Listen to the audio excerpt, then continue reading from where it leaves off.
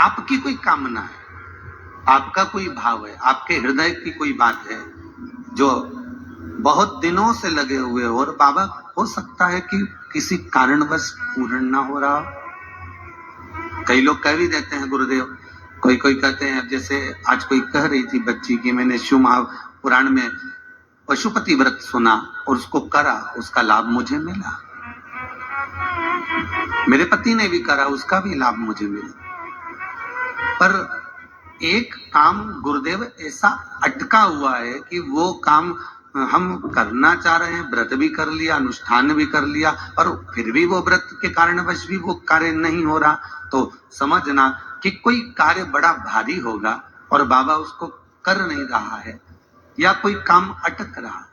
तो हमने पहले भी कहा, ये बीच की जो पत्ती है ये देव अधिदेव महादेव है, ये ब्रह्मा, ये विष्णु। इन दोनों पत्ती के मिलन से लेकर इस पत्ती के बीच की जो डंडी है, ये नीचे की डंडी का वर्णन नहीं कर रहे हैं, इन दोनों पत्तियों के बीच में जो डंडी है बची हुई, जो तीनों के बीच में एक डंडी का जो भाव है, ये माता जगत जननी जगदम्बा माता पार्वती है। इस डंडी के नीचे का जितना भाग है ये 33 कोटि देवताओं को दर्शाता है। बेलपत्री की पिछले वर्ष की श्रावण की कथा यदि आप निकालेंगे और उसको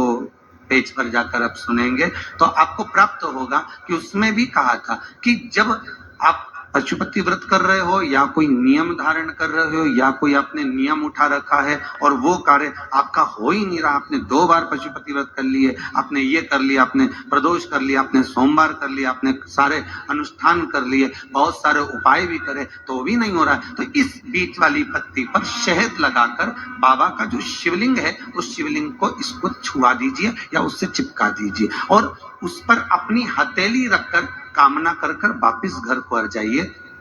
बाबा आपकी वो मुराद शीघ्र 3 महीने के अंदर पूरा कर ही देता है। ये